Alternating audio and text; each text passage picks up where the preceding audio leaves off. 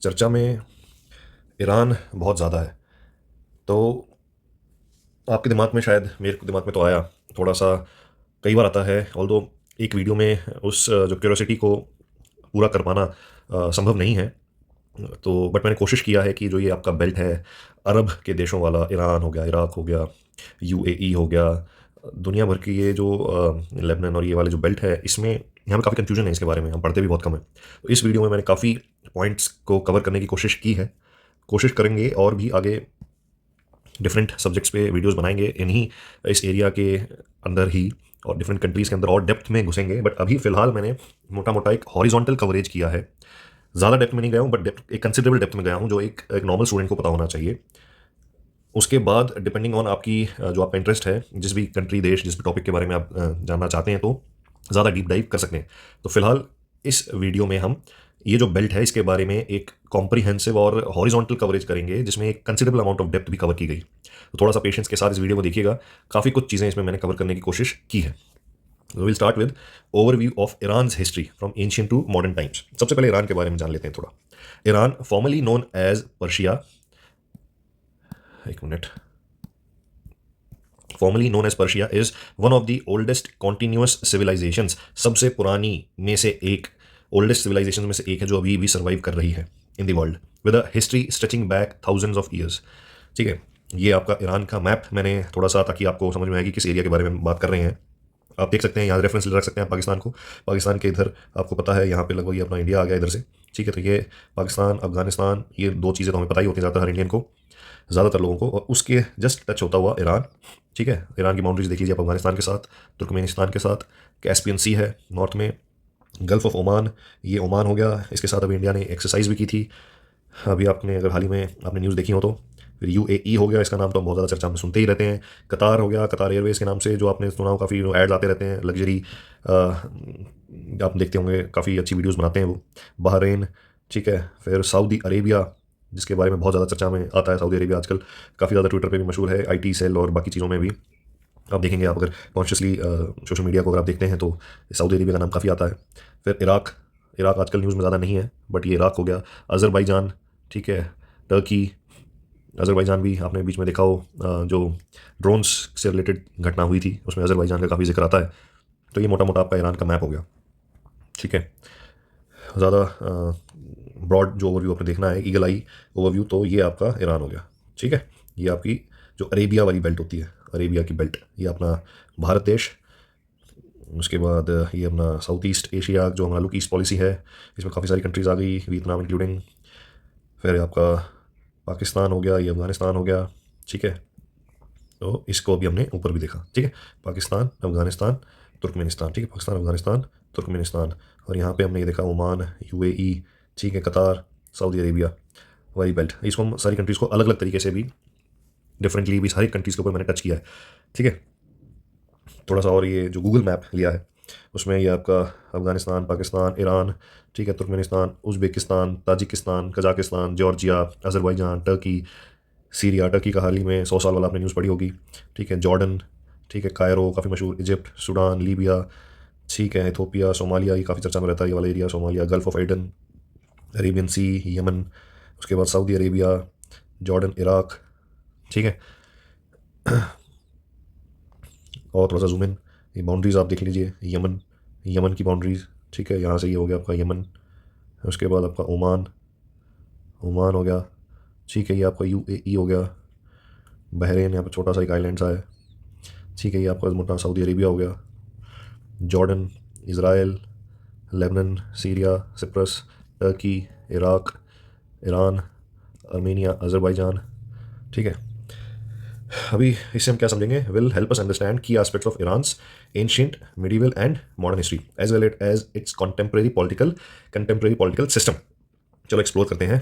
तो ancient Iran जो था, अकमेनिद एम्पायर एंड बियॉन्ड, तो ये जो अकमेनिद पर्शियन एम्पायर है वो 500 BCE के दौरान लगभग लगभग उसका स्ट्रेच ये उन्होंने दिखाया है। ठीक है, अलग अलग कलर से दिखाया है। पर्शिया का हार्टलैंड ये कह रहे हैं, ये है, ये पर्शिया का हार्टलैंड इस कलर से दर्शाया है। फिर उसके बाद expansion under Cyrus the great, फिर उसके बाद 550, 546, 539, 530 BC, अलग अलग कलर से। तो मोटा मोटा आपने ज़्यादा इतना गहराई में नहीं जाना, हमने ये मोटा मोटा देखना है। ये जो है आपका पर्शिया का के लगभग इस ये इनके रूल में कभी ना कभी रहा है, ठीक है। और क्लैरिटी से आपको ये रेड कलर से जो दिख रहा है ये आपका अकमेनिद एम्पायर है, ठीक है, अकमेनिद एम्पायर। उसके बाद रेड कलर से तो ये हो गया जो इनका डायरेक्ट इन्फ्लुएंस हो गया, और क्लाइंट्स एंड वेसल्स होंगे ये जिनका इनडायरेक्टली इनके अंडर आते थे, ठीक है। ये दिस इज अराउंड 422 BC। उसके बाद आगे आपका बेबीलोन, पर्शिया, ओके, ये मेजर सिटीज़ दिखाई हैं येलो कलर से। हमने आपका ये जो मोटा मोटा एरिया है अर्मेनिया से इंक्लूड करते हुए जुड़ा, ठीक है, ये एरिया आपका हो गया। इन्होंने दिखाया कि लगभग कभी ना कभी इनके अंडर रहा होगा, ठीक है। थोड़ा सा इजिप्ट रह गया बस। उसके बाद आ जाता है आपका एलेमाइट्स। जो एलेमाइट्स हैं वो कब थे, कब से कब तक थे? तो 539 BCE से पहले लगभग 2700 BCE तक आपका एलेमाइट्स का एरा हो गया। The Elamite civilisation, one of the earliest in Iran, was centred in the south western region, ठीक है, साउथ वेस्टर्न रीजन में ये थी। They had their capital at Susa and were known for their distinctive language and art. Elam was eventually conquered by the Persians in the 6th century BCE, ठीक है। तो alum जो था ये अब अलग अलग ट्राइब्स थी, ठीक है। तो ये एलम है, इसको पर्शिया वालों ने इन 6th century BC में कैप्चर कर लिया, ठीक है। तो अलग अलग ट्राइब, जैसे यहाँ कोई ट्राइब रही होगी, इधर ट्राइब है, इधर कोई ट्राइब रही होगी, ये डिफरेंट डिफरेंट ट्राइब्स हैं, तो वो धीरे धीरे करके एक पूरे उसके नीचे अंदर आ गई, ठीक है। तो ये ट्राइब्स दिखाई इन्होंने, जैसे ये इरानियन प्लेटू हो गया, उसमें डिफरेंट डिफरेंट आपकी ट्राइब्स हो गई। कौन कौन सी ट्राइब्स हैं? एलम, आनशान, पर्सिस, ठीक है।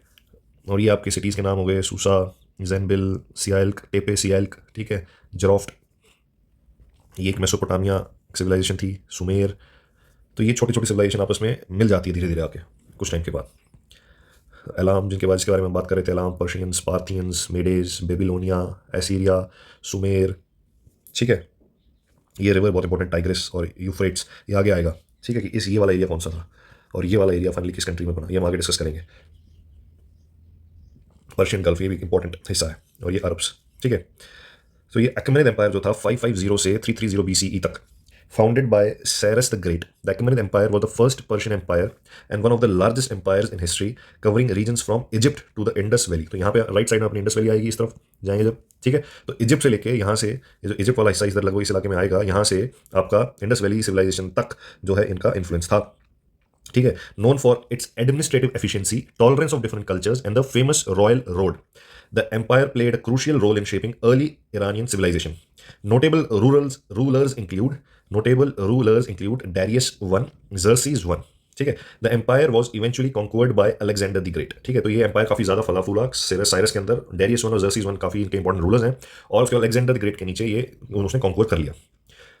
उसके बाद आता है आपका ससेनियन एम्पायर। तो सबसे पहले हमने देखा ट्राइब्स थी अलग अलग, ठीक है। ट्राइब्स के बाद ये आपका आ जाता है अकमेनिद एम्पायर, अकमेनिद एम्पायर के बाद आता है आपका ससेनियन एम्पायर, ठीक है। ससेनियन एम्पायर जो है वो 224 से 651 CE तक चला, काफी लंबा। The Sasanian dynasty followed the Parthians, Parthians देखा था नॉर्थ में, Parthians. The Sasanian dynasty followed the Parthians and established a vast empire rivalling the Roman and Byzantine empires.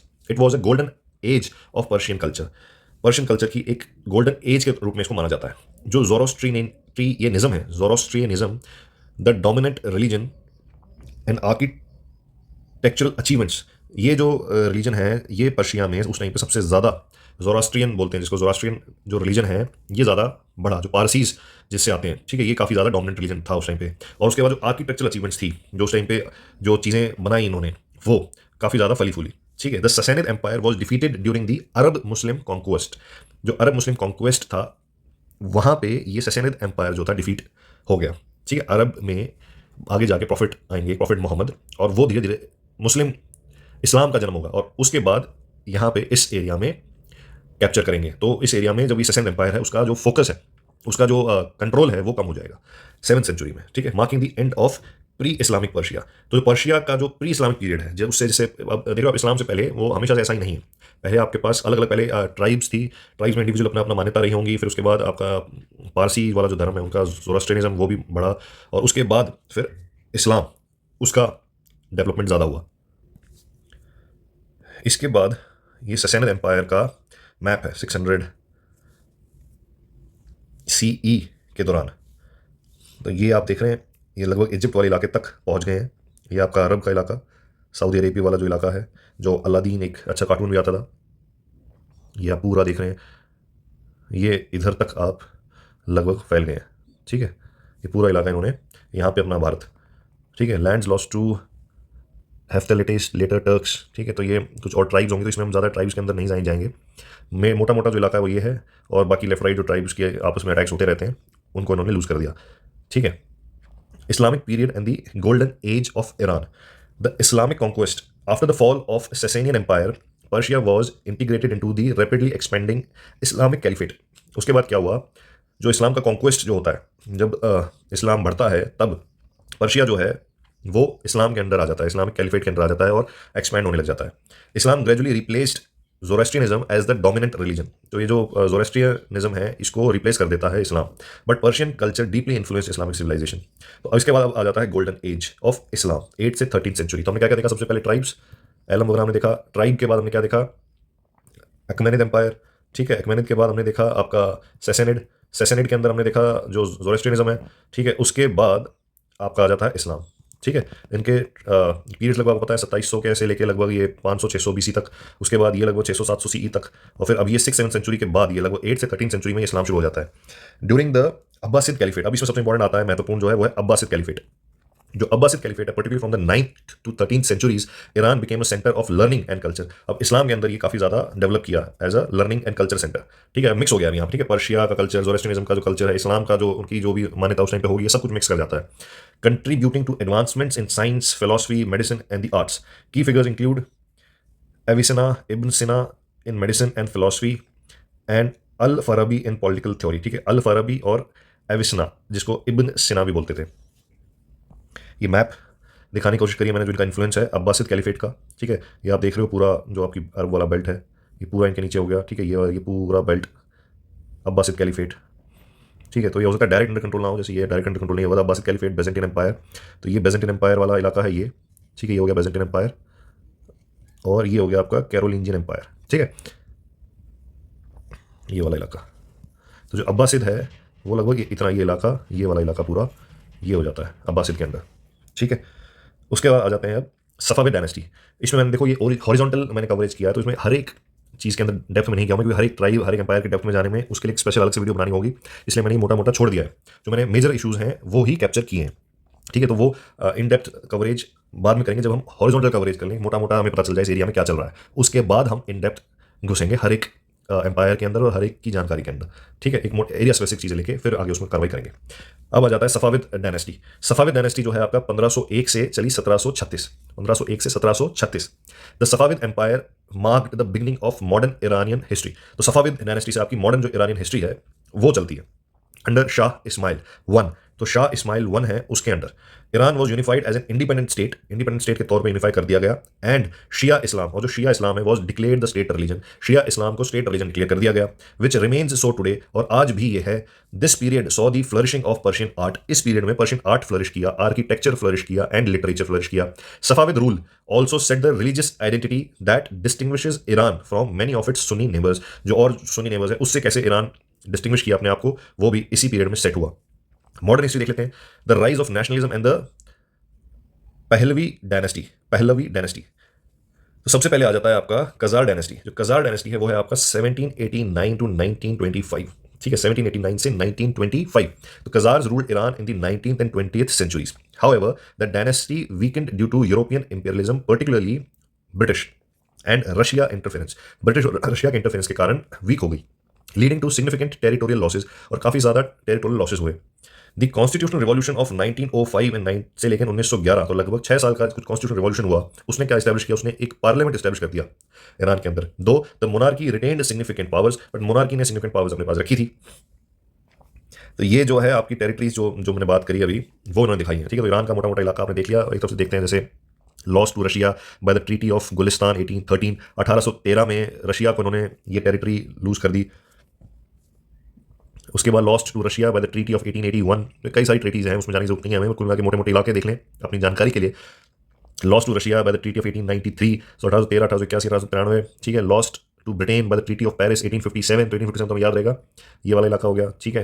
उसके lost to Britain by McMahon arbitration, lost to Britain by the second Goldsmith arbitration 1872, lost to Britain by the first Goldsmith arbitration.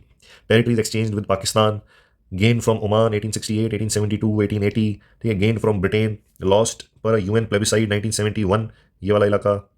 Gain from the Ottoman, तो ये हम depth में करेंगे बाद में। मोटा मोटा मैंने सिर्फ आपकी जानकारी के लिए डाला है कि आपको बस पता चले कि ये ईरान का जो अभी फिलहाल मैप है, पहले ईरान इतना था, काफ़ी दूर तक था, फिर वो कैसे करते, आज जो प्रेजेंट बाउंड्रीज हैं वो कैसे बनी, स्टैब्लिश कैसे हुई, वो एक मोटा मोटा पिक्चर मैं आपको देना चाह रहा था। उसके बाद आ गया आपका पहलवी डायनेस्टी। पहलवी डायनेस्टी 1925 से चली 1979 तक। Established by the Pahlavi dynasty after deposing the Qajars in 1925।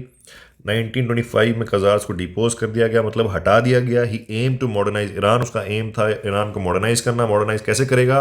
Infrastructure improve करके, एजुकेशन इंप्रूव करके, reducing the power of the clergy, clergy की पावर रिड्यूस करके। क्लर्जीज कौन है? जो कि वो भगवान और आपके बीच में लोग आके बैठ जाते हैं, उनकी ताकत को कम करके। जो ये अपना रेज़ा जो शाह पहलवी था, रेज़ा शाह पहलवी, ये थोड़ा सा जर्मनी की तरफ इसका रुझान था। वर्ल्ड वॉर 2 के बाद इसे अपने बेटे को, जो कि मोहम्मद रेज़ा पहलवी है, उसको जो है गद्दी सौंपनी पड़ी। मोहम्मद रेज़ा शाह जो है उसने कंटिन्यू किया अपने पिताजी की जो मॉडर्नाइजेशन पॉलिसीज थी, but is rule became increasingly autocratic. उसका जो रूल था बहुत ही ज़्यादा ऑटोक्रेटिक हो गया, ठीक है, supported by the west. West ने उसको सपोर्ट किया। उसके बाद 1963 में व्हाइट रिवॉल्यूशन एक होता है, a series of reforms aimed at modernising Iran, sparked unrest among religious and traditional groups. इससे क्या होता है, जो रिलीजियस और ट्रेडिशनल ग्रुप्स हैं उसमें काफ़ी ज़्यादा अनरेस्ट पैदा हो जाता है। ये मैंने फोटो दिखाई आपकी, रेज़ा शाह पहलवी, इसने पहलवी डायनेस्टी की शुरुआत करी, रेज़ा शाह पहलवी। उसके बाद आता है आपका मोहम्मद रेज़ा पहलवी, जो इसका बेटा है, जिसको गद्दी सौंप दी गई। और 1963 में ये जो आपका ट्रेडिशनल ग्रुप्स में जो जिनको दिक्कत हुई, वहाँ पे इशूज शुरू हो गए। और फिर इस्लामिक रिवॉल्यूशन शुरू हो जाता है 1979 में। Wide spread discontent with the शाह's regime, exacerbated by economic issues, political repression, and the influence of Western powers, led to the Islamic Revolution, led by Ayatollah Ruhollah Khomeini। तो ये भाई साहब जो हैं लीड करते हैं इस्लामिक रिवॉल्यूशन को। कौन है? अयातोल्लाह रूहुल्लाह खोमेनी, ठीक है। हर जगह आप गेम ऑफ थ्रोन में देखोगे तो वहाँ पे भी ये दिखाया है, हर जगह भगवान और आपके बीच में जो बंदे होते हैं वो कई बार रिवॉल्यूशन बहुत सक्सेसफुली लीड कर लेते हैं।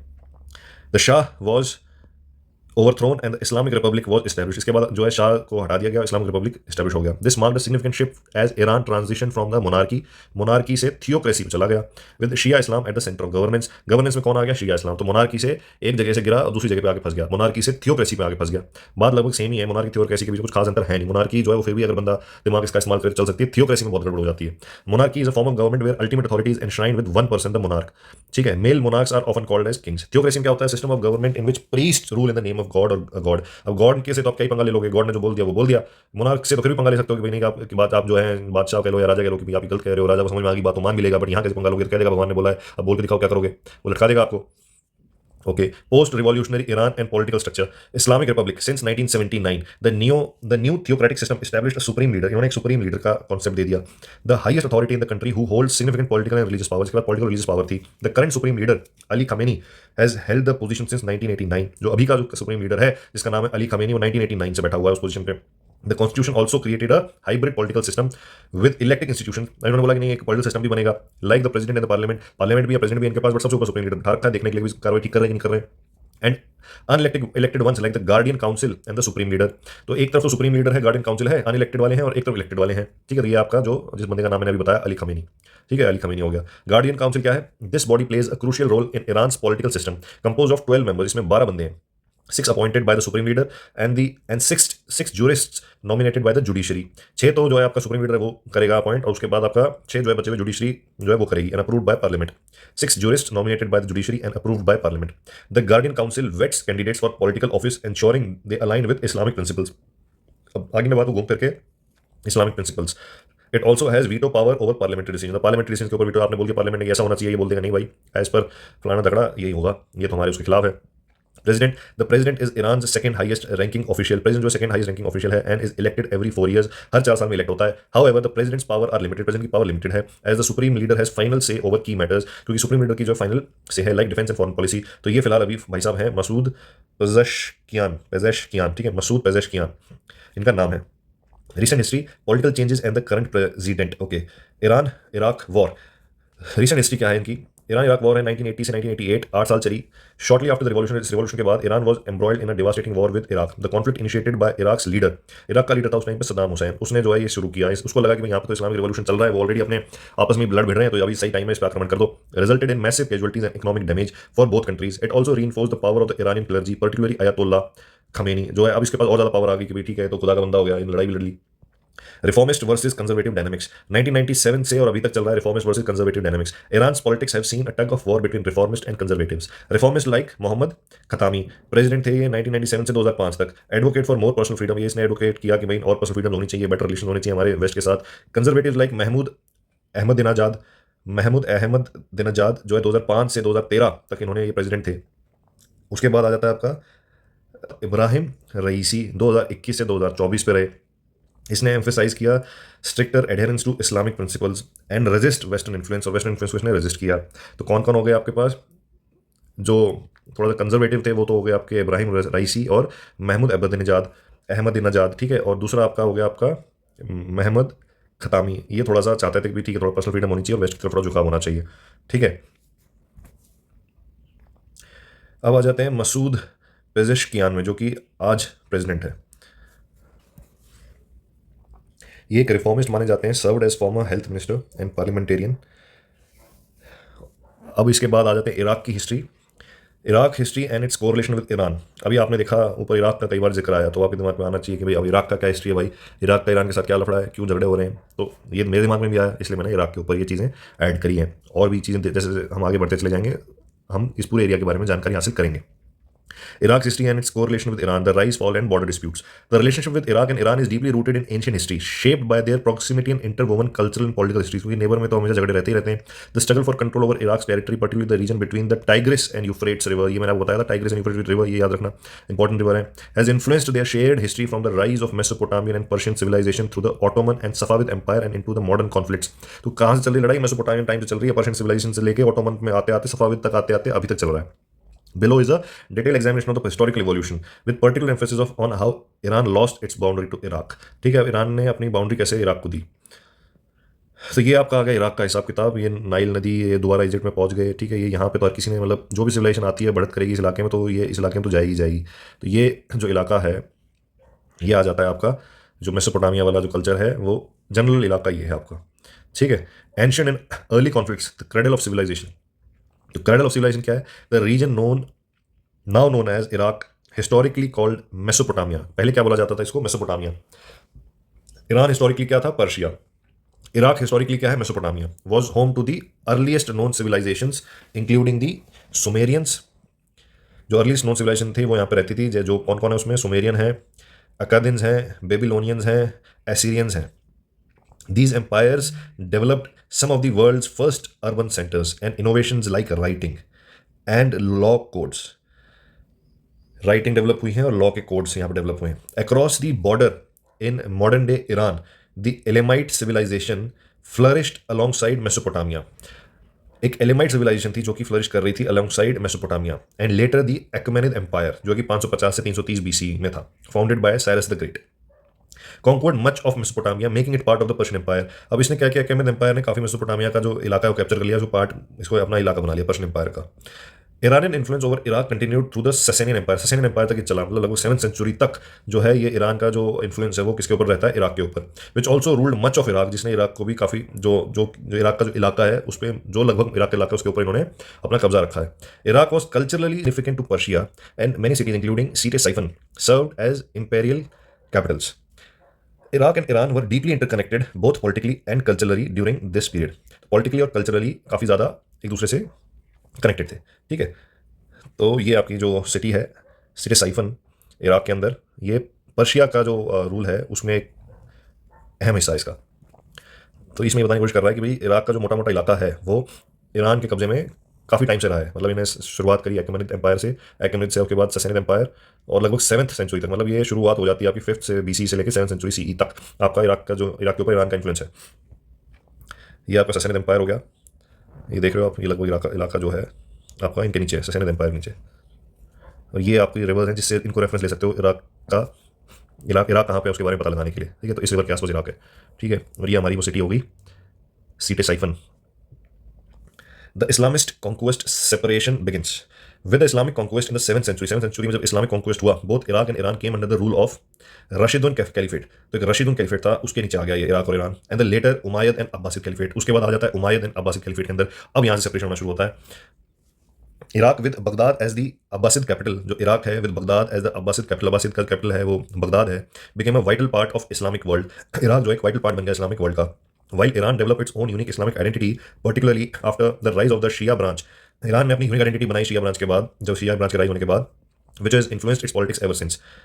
तो इराक के अंदर अपना एक इन्फ्लुएंस, एक अपना अलग हिसाब किताब चल रहा है, और ईरान के अंदर अपना एक अलग एक ब्रांच चल रही है। ठीक है, तो ये कुल मिला के बताने की कोशिश कर रहा है, जो इस्लामिक इन्फ्लुएंस होता है वहाँ पे अलग अलग आपके एम्पायर्स आते हैं, जो जैसे कि आपका ये रशीदुल कैलिफेट हो गया, फिर अब्बासिद कैलिफेट हो गया, और उसके बाद जो यहाँ पे सेपरेशन होना शुरू होता है।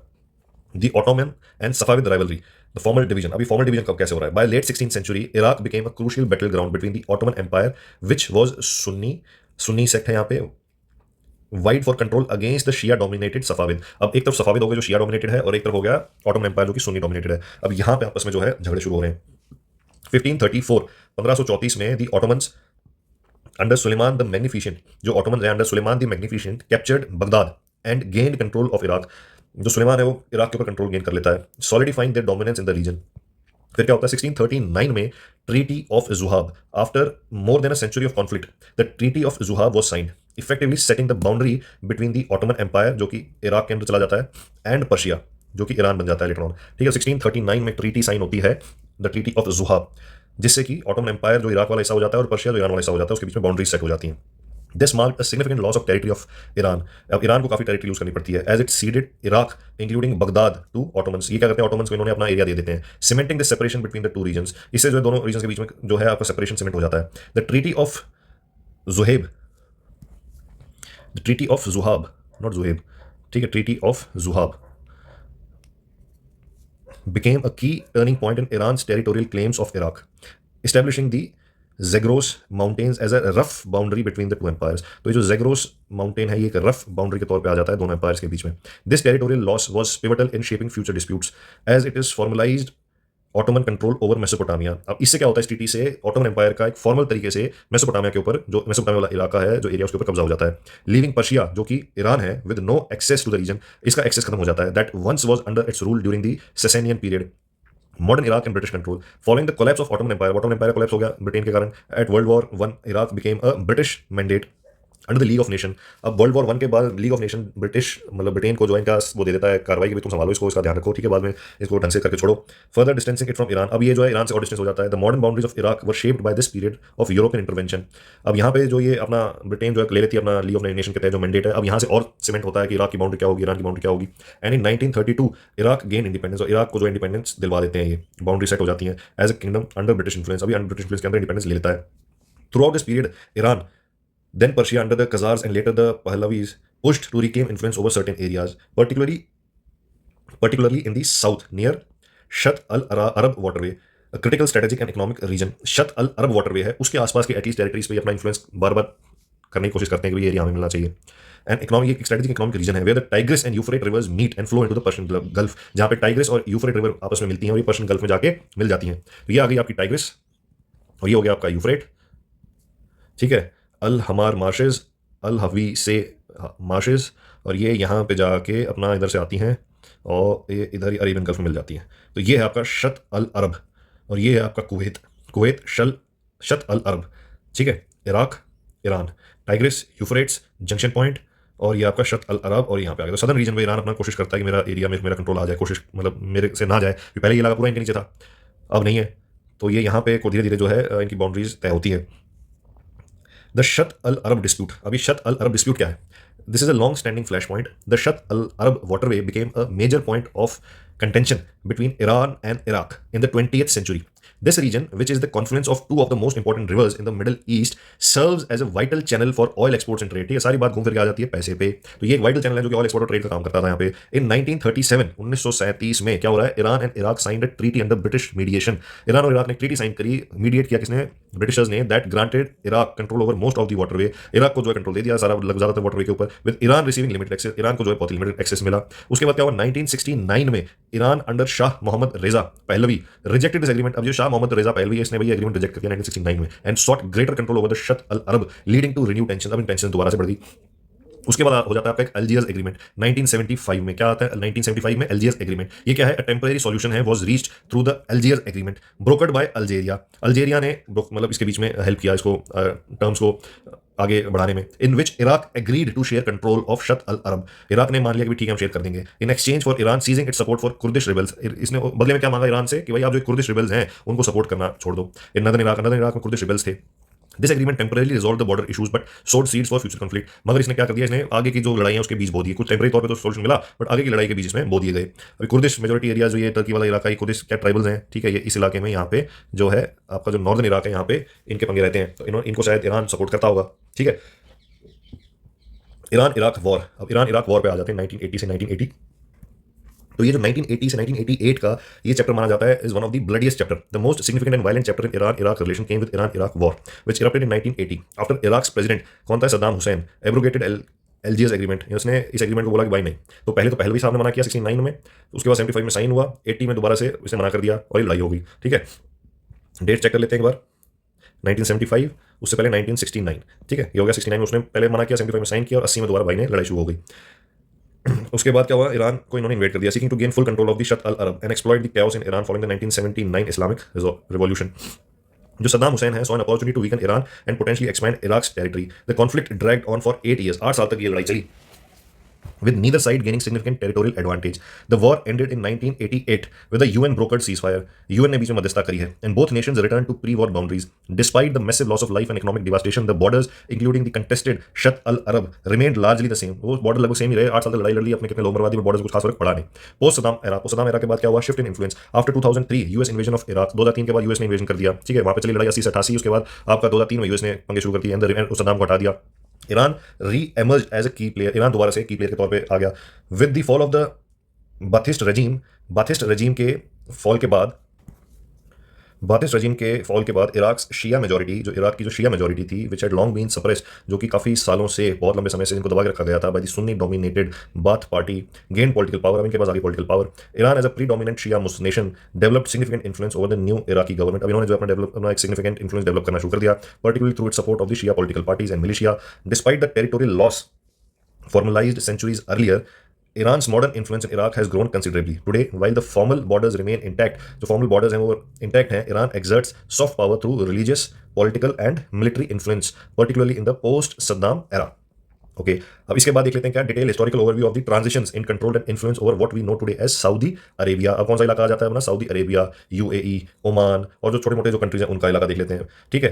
In the region with focus on how these nations emerge from broader regional dynamics involving Persia, जिस जो पहले पर्शिया था, ईरान एंड अदर एम्पायर्स। तो सऊदी अरेबिया क्या था, from the tribal conflict to nationhood. Ancient and early history देख लेते हैं क्या है। The Arabian peninsula has been inhabited for millennia with ancient trade routes. पहले यहाँ से क्या था, एंशिएंट ट्रेड रूट्स थे रनिंग थ्रू इट्स टेरिटरी से जाते थे और काफी इसमें जो छोटे छोटे ट्राइब्स थे यहाँ पे। However it largely remained outside the formal influence of the Persian empire, ज्यादातर formal influence of the Persian empires.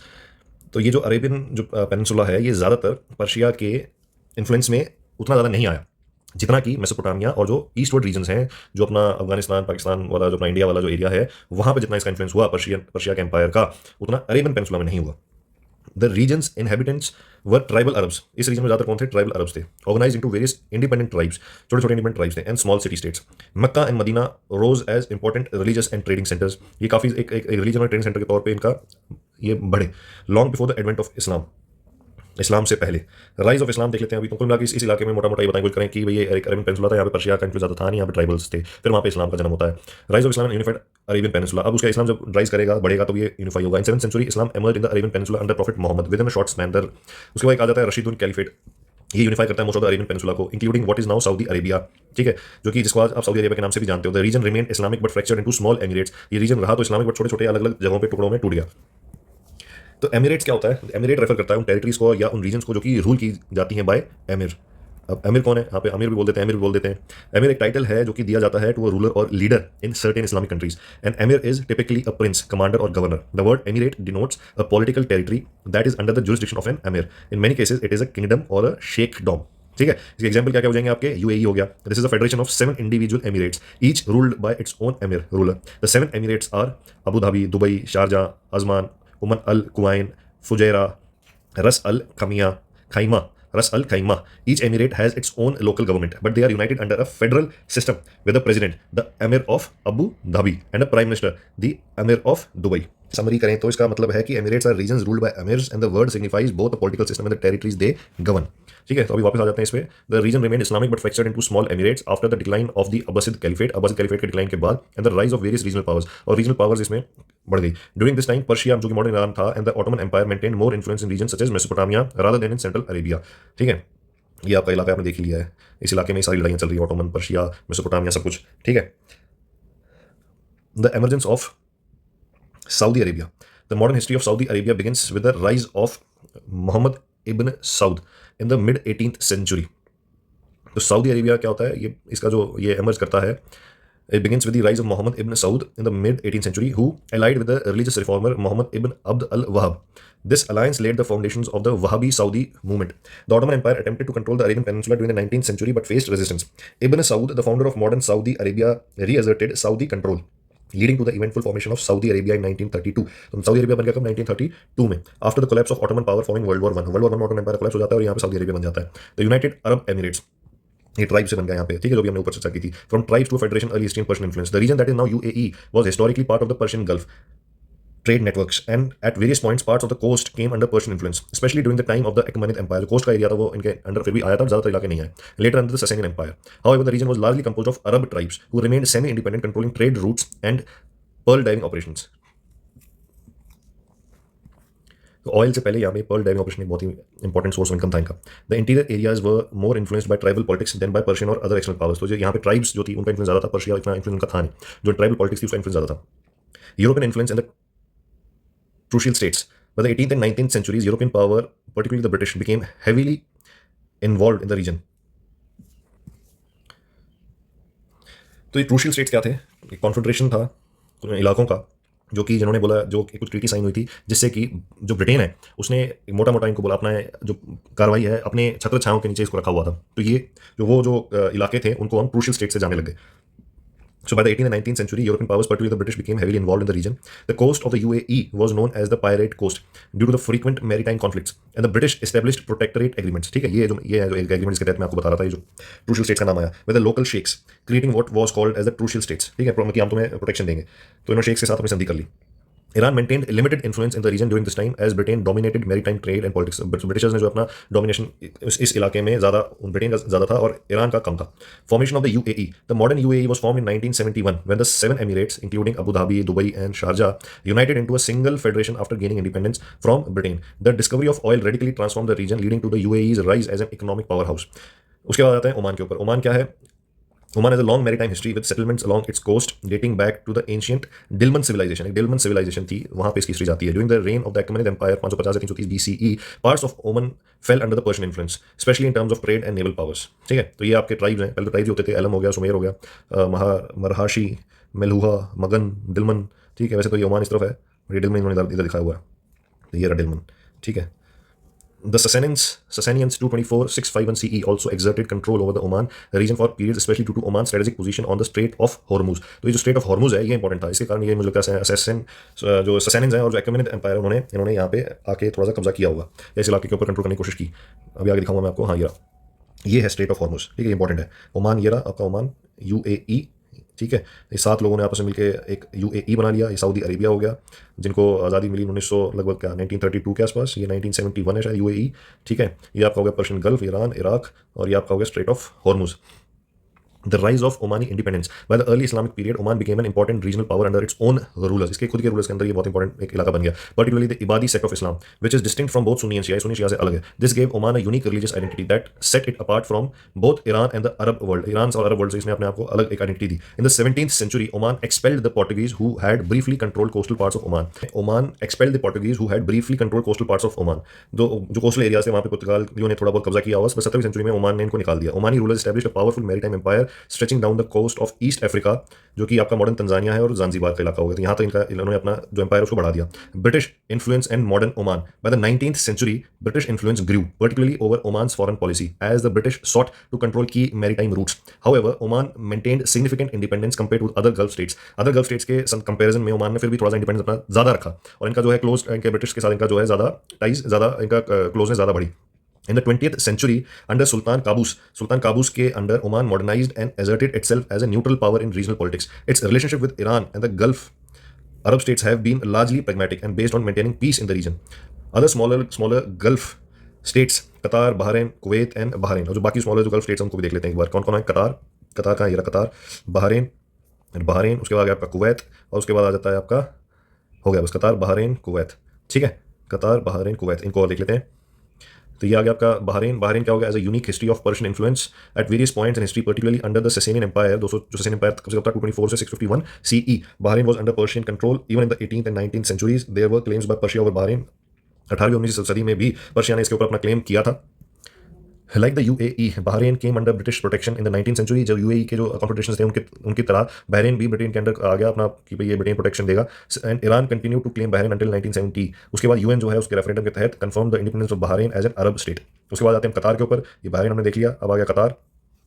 जो कतार है वो रहा, ये क्या है कतार, ये रहा कतार। ठीक है, हिस्टोरिकली कतार was influenced by regional tribal politics rather than direct Persian culture control, sorry direct Persian control. The थानी फैमिली, एक थानी फैमिली है विच स्टिल रूल्स कतार, जो आज भी कतार के ऊपर रूल करती है। Established dominance in the region in the 19th century, 19वीं सदी में उन्होंने अपना डोमिनेंस इस पर किया। दो they accepted British protection from Ottomans, Ottomans से बचने के लिए उन्होंने ब्रिटिश का प्रोटेक्शन लिया इन द लेट 1800। ठीक है, 1800 सदी में। ये है वो परिवार। Iran's influence in Qatar today is more political and economical, especially given their shared vast natural gas reserves in the North Dome and South Pars field. ठीक है, ये रहा आपका North Dome and South Pars field. ठीक है, ये Iran हो गया आपका और ये आपका कतार हो गया। तो ये इनके शेड जो है आपके गैस के फील्ड है, तो इसलिए इनके बीच में थोड़ा सा ज़्यादा वो है मेल मिलाप। अब आ जाते हैं कुवैत पे। ये आपका इलाका हो गया कुवैत का। Kuwait was historically under the influence of the Ottoman empire, ये ऑटोमन एम्पायर के अंडर था, but by the late 19th century it became a British protectorate. उसके बाद 19th सेंचुरी में ब्रिटिश प्रोटेक्टरेट बन गया। Iran's influence in the Kuwait has been minimal compared to its influence in the Iraq और Bahrain, as Kuwait developed strong ties with Britain and later US following its independence in 1961। 1961 के बाद इसने अपना Britain और US से अपना जो है टाइज ज़्यादा बढ़ा लिया, तो पर्शिया और ईरान का इन्फ्लुएंस के ऊपर आ ही नहीं पाया। तो अभी के लिए फिलहाल इतना ही। हिस्टोरिकली हमने मतलब हॉरिजॉन्टली हमने काफी कुछ कवर कर लिया है इसमें, मोटा मोटा हमें काफी चीज़ों के बारे में पता चल गया है, बट इन डेप्थ तो एक एक आपको हर एक डायनेस्टी को, हर एक उसको बहुत ही गहराई से पढ़ना पड़ेगा, तभी जाकर समझ में आएगा। एक बहुत ही बड़ा एरिया है ये, जो कि इतने सारे समझ में नहीं आएगा। हमने मोटा मोटा देखना था, वो हमने देख लिया है। उसमें हम अगर रिवाइज करने के लिए देखें, सबसे पहले आपका आ जाता है जो शुरुआत होती है ट्राइब से। तो ट्राइब वगैरह हमने देखा, इलाम वगैरह था यहाँ पे, मक्का मदीना के अंदर ट्राइब्स थी। ठीक है, और उसके बाद यहाँ पे ट्राइब्स थी अपना ओमान में। ठीक है, जैसे कि आपका सुमेरियन था। ठीक है, सुमेरियन ट्राइब थी एक, सुमेरियंस, ये आपका इराक वाले इलाके में थी लगभग।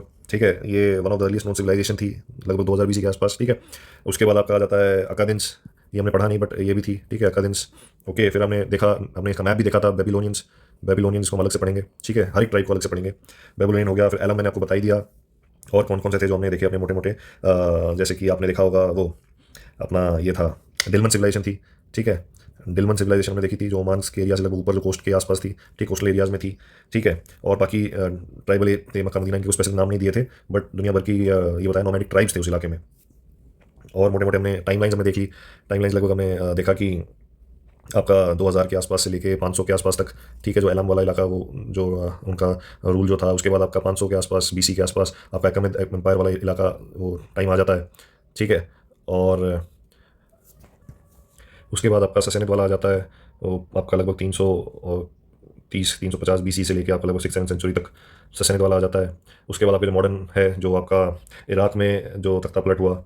ठीक है, उसके बाद आपका ईरानियन रिवॉल्यूशन आ जाता है। तो ये लगभग 19th सेंचुरी के आसपास चीज़ें चल रही हैं। तो ये डेट्स बार बार देखने से याद हो जाएंगी। कुल मिला के मोटा मोटा हमने इस इलाके को देख लिया कि पहले जो थे कुछ ट्राइब्स थी, ट्राइब से जब थोड़ा थोड़ा इन्फ्लुएंस बढ़ा, एक दूसरे एक ट्राइब ने एक दूसरे ट्राइब के ऊपर इन्फ्लुएंस बढ़ाया और पूरे एरिया को अपने कब्जे में ले लिया। फिर वहाँ एक तरफ तो आपका पर्शिया वाला ट्राइब है, जो पर्शियन कल्चर है वो इन्फ्लुएंस में आता है। एक तरफ आपका मेसोपोटामिया आ जाता है। ठीक है, ये लोग ज़्यादा आपस में इनके चलता रहता है हिसाब किताब। यहाँ पे ट्राइब्स हैं आपस में मिलके, यहाँ पे इस्लाम का जन्म हो जाता है। फिर ये इस्लाम यहाँ पे कैलिफेट्स आ जाते हैं, ये पूरे के ऊपर कैलिफेट्स का कब्जा हो जाता है। फिर ये अलग अलग सेक्स में टूट जाते हैं। ठीक है, फिर अलग अलग आपके बाउंड्रीज बन जाती हैं। फिर धीरे धीरे Britain, world war 1, Ottoman empire, ऊपर से ऑटोमन एम्पायर का हो जाता है। फिर इराक और ईरान के बीच में आपका कब्जा आ जाता है। ठीक है, धीरे धीरे ये अलग अलग जो भी बाउंड्रीज कैसे बनी और क्या हुआ वो हमें धीरे धीरे पता चल जाता है। बाकी और डिटेल में गहराई में हम तब समझेंगे, जो स्पेसिफिक एक एक जो ट्राइब है उसको हम और गहराई में जब पढ़ेंगे तब ये और ज़्यादा क्लियर हो जाएगा। तब तक के लिए पढ़ते रहें, सीखते रहें, सिखाते रहें। Keep learning. Good day, thank you.